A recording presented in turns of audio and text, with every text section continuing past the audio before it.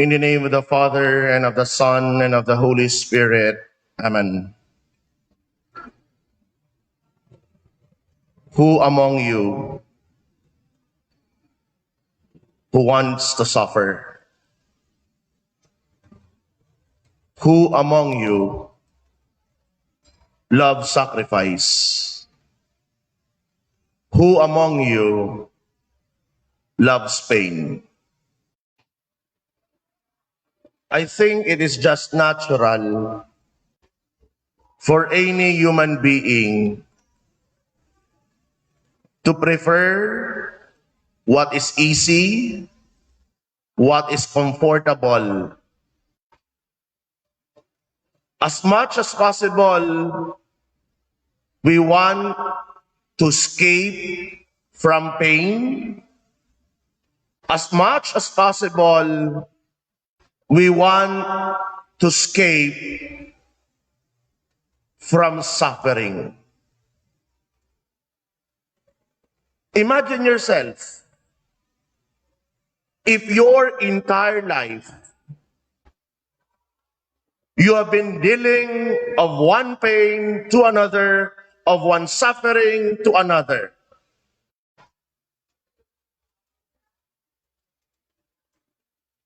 You know, if you would notice, every Good Friday, I prefer to listen the 7 last words given by lay people than by my brother priests and bishops. You might ask, bakit, Father? Because from the sharing reflections that lay people gives, it came from their own experience. On the contrary, when you listen to priests gives reflection on the 7 last words, rarely do they say nor they share their sufferings, their misfortunes, their pain. Kayo mismo kanina nakarinig sa 7 mga kasama nating lingkod ng parokya. Nagbahagi sila kung paano nila inuugnay ang kanilang buhay na pinagdaanan.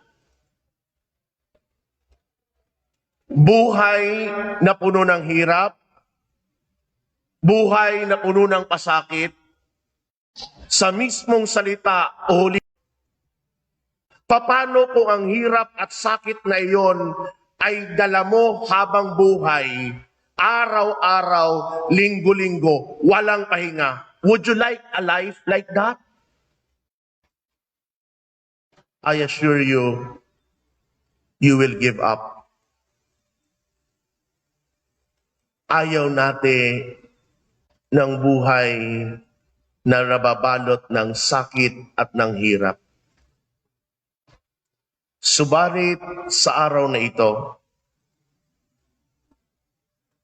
Biyernes Santo, ginugunita natin ang pagpapakasakit ng Panginoon. Minsan, nais kong putulin yung salaysay ng pasyon, lalo na ang mga eksena kung saan ang mga papangyayari ay maaaring makaligtaan natin. Halimbawa na lamang ng dinakip si Jesus. Naranasan mo ba ang sakit na pinagdaanan niya? Na wala naman siyang sala.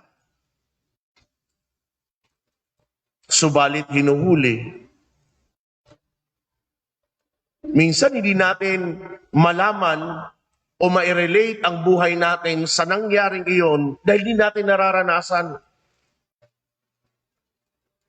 Pero kung meron kang kakilala o meron kang nakatagpo sa bilangguan na tunay na walang sala, pero pinaratangan, sila yung nakakaunawa ng ibig sabihin ng Ebanghelyo. Yung wala kang kasalanan pero pinaratangan ka. Kaya nga napakaganda ng paanyaya sa atin bilang mga at alam mo, dahil sa kanyang katapatan, wala siyang sala. Doon mo mauunawaan ang isang halimbawa ng sakit na dinaanan ni Jesus. Kaya nga ang buong pasyon na ating napakinggan kanina, maaari nating hati-hatiin sa iba't ibang bahagi at huminto at nakapako. Pero hindi natin lubos maunawaan na ang kanyang sakit nagsimula. Unang-una, nung siya'y tinalikuran ng isa sa kanyang mga hinirang. Kaya nga, sa araw na ito, di man natin lubos maubos pagnilayan ang sakit ng Panginoon. Inaanyayahan ko kayo sa inyong mumunting pamamaraan. Contemplate on the passion of our Lord. Pagnilayan nyo ang bawat sakit na dumaan sa Kanya. Dahil ang bawat sakit at hirap na iyon, ikaw at ako ang dahilan. Ang iyong kasalanan at ang kasalanan ko ang nagdulot noon sa Panginoong Hesukristo. Ikalawang salita.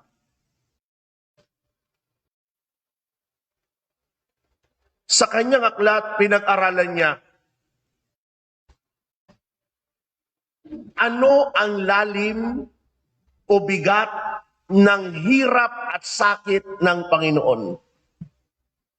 Doon ako namulat that scientifically speaking, pain, ang sakit, ay nasusukat. Halimbawa, kapag tayo ay tinurukan ng injection, huwag mong sabihin walang sakit yon. Meron yun. O di naman kaya ang iyong kuko napupok ng martilyo, huwag mong sabihin na walang sakit yon. Pero ang turok ng karayom at ang tama ng martilyo sa kuko, iba ang level ng hirap at sakit. Ayon sa medikong ito, ang nangyari sa Panginoong Jesucristo na sakit at hirap ay napakatindi na sa level na kanyang ginagamit na panukat, kung ang maximum ay 10, ang pinagdaanan ni Jesus na sakit ay 12. More than the measure of pain na meron siya. Kaya tanong, Lord, bakit? Ba't ka dumaan sa ganong sakit at hirap? Doon lang natin mauunawaan ang tugon ni Jesus ng kahulugan na hain. Ako ang hain. Ako ang biktima. Ako ang nag-aalay. Mga kapatid, magandang unawain ang temang iyan. Dahil sa panahon natin ngayon, kapag dumaraan tayo ng sakit, dumaraan tayo ng hirap, ano ang kasunod na ating hinahangad? Ang normal na hinahangad ng tao ay makawala sa sakit na iyon, makatakas sa hirap na iyon. Kaya nga kapag may pinagdaraanan tayong problema, anong kadalasan ginagawa ng Pilipino, lalo na kung taga Maynila? Pupunta ng Quiapo, pupunta ng Baclaran, anong hihingin? Lord, Mama Mary, tulungan mo ako. Hindi ko na kaya.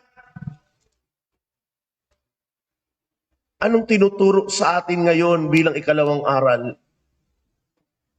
Kung dumaraan ka sa hirap at sakit ng buhay, matuto kang ihain iyan katulad ng paghahain na ginawa ni Jesus. Kapag hindi natin nauunawaan ang ibig sabihin ng hain bilang mga Katoliko, bilang mga Kristiyano, kailanman hindi natin maunawaan ang salitang redemption. Ang salitang redemption, palagi ko itong ginagamit para maunawaan. Dahil ang hirap ipaliwanag lamang gamit ang tinatawag na definition of term coming from the dictionary. Naalala nyo ba noong una? Kapag ang mga soft drinks mayroong promo, yung tansan, nakalagay doon, you got free 1 bottle of ganito. Or you got 10 pesos. Ngayon, kapag meron kang tansan na napanalunan, saan ka pupunta para makuha yun?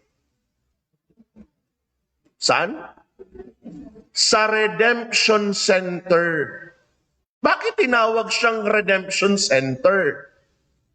Tinawag ang lugar na iyon na Redemption Center kasi doon mo kukunin ngayon ang iyong napanalunan.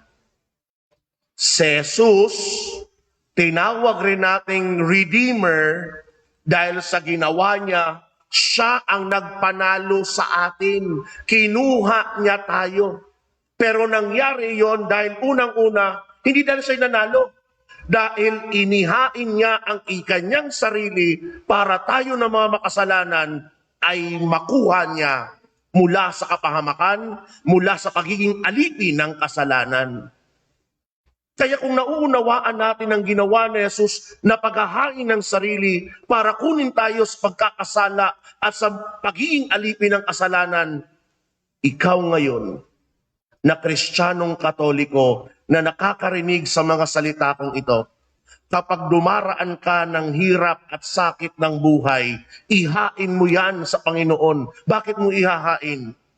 Dahil ikaw at alam mo sa iyong sarili, maraming pagkukulang sa Diyos. Maraming pagkakasala sa Diyos. Ang pagkakasala mong iyan na unang-una binayaran ni Jesus sa maliit mong pamamaraan, dahil dumaan ka rin ng hirap at sakit ng buhay, yun ang ialay mo para bayaran ang paghihirap na ginawa ni Jesus sa iyo. Mga kapatid, diyan tayo nakikisa sa Panginoon bilang mga pari. Lahat ng binyagan, turo ng ating simbahan, nang tumanggap tayo ng sakramento ng binyag, nakikiisa tayo sa tatlong gawain ni Kristo.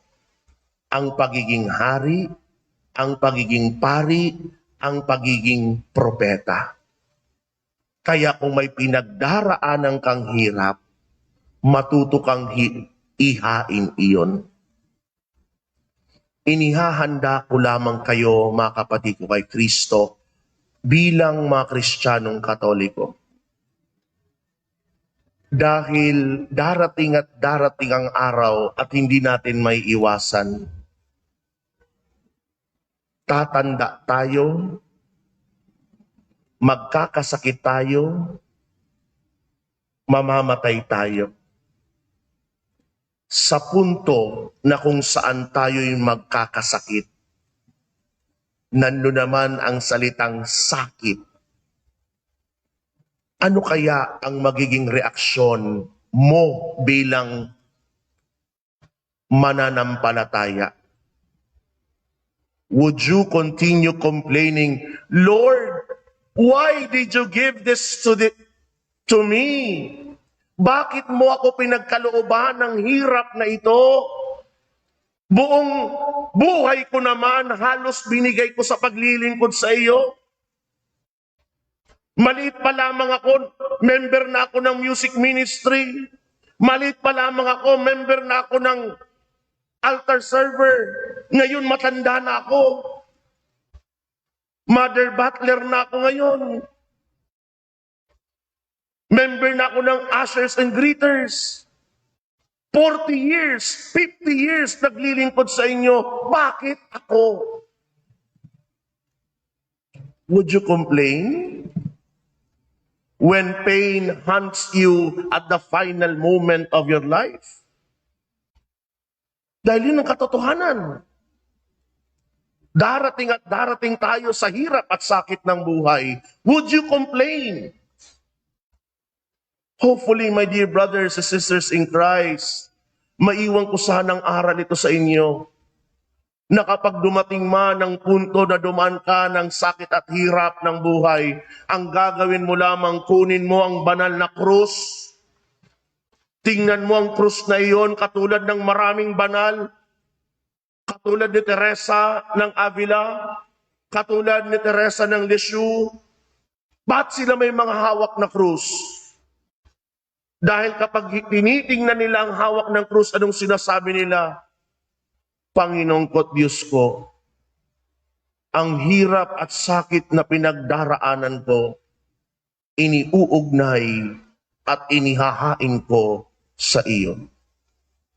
Paghahain. Ikalatlong salita. Ang pagpapakasakit, ang paghahain ni Jesus ng kanyang sakit at hirap, mauunawaan lang natin sa tema ng pagliligtas. Pagliligtas. Walang sino mang tao ang lubos na maisip na ang anak ng Diyos dadaan sa ganoong proseso, sabihin nating lagim, sabihin nating karumal-dumal, sabihin nating nakakahiya. Mauunawaan lang natin sa tema ng pagliligtas. Ginawa ni Jesus ang lahat ng iyon para iligtas tayo. Sabi nga ni San Pablo sa kanyang liham, you are bought at a great price. Binili ka sa napakamahal na halaga. Bakit? Dahil ang halaga mo ay ang mismong buhay ni Kristo. Nauunawaan ba natin ang ibig sabihin noon? Mga kapatid, kung ang Diyos na may likha sa iyo, mahalaga ka. Kung si Kristo na nagligtas sa iyo, mahalaga ka. Kung ang Diyos, Espiritu Santo, na patuloy kang ginagabayan, may halaga ka. Ang buhay mo rin ba nakikita mo na may halaga? Nais kong bigyan pansin ang temang iyan, lalong-lalo na sa pangyayari sa ating lipunan. Isang malaking usapin ay ang tema ng tinatawag na pagpapakamatay o suicide. Kapag ako'y tinatanong, Father, can you give a talk about suicide? maybe you can uplift. Ang palagi kong sinasabi ay ganito, sigurado ka ba na ako'y magbibigay?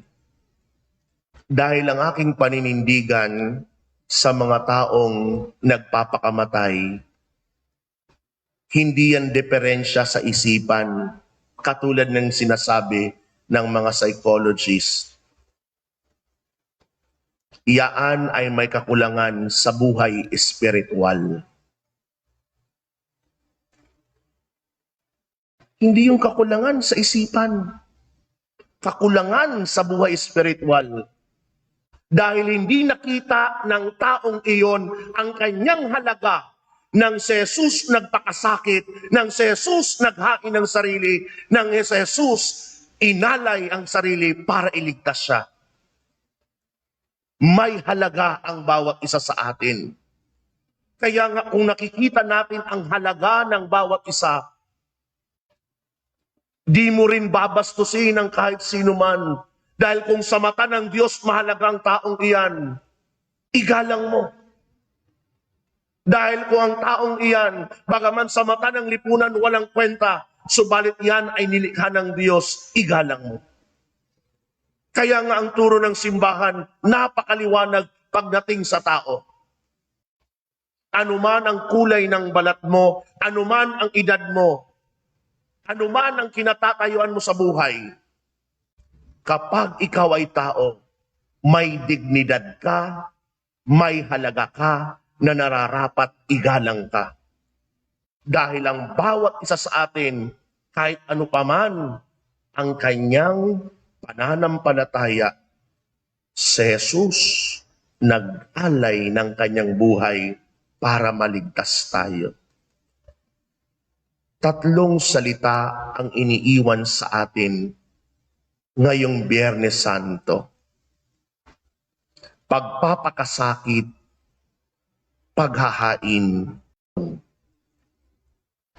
At ang pagpapakasakit na ginawa niya, inihain niya sa Diyos Ama para makamit ang pagliligtas sa atin. Kaya kung tayo rin ay dumaraan sa sakit ng buhay, matuto kang maghain yan. Dahil ang isang taong marunong mag-alay ng sakit na dinadanas niya, di nalalayo na makakamit niya ang kaligtasan. Dahil ang buong buhay niya, iniuugnay niya kay Jesus. Ito ang pagsumikapan natin habang mga naglalakbay sa mundong ito. Our life should reflect the life of Jesus. Naway makita ng bawat isa sa atin na sa ating buhay nagliliwanag ang buhay ni Jesus. Walang silbi na tawagin kang Kristiyano kung hindi lumilitaw ang liwanag ni Kristo sa iyo. Amen. Sa ngalan ng Ama, ng Anak, at ng Espiritu Santo. Amen.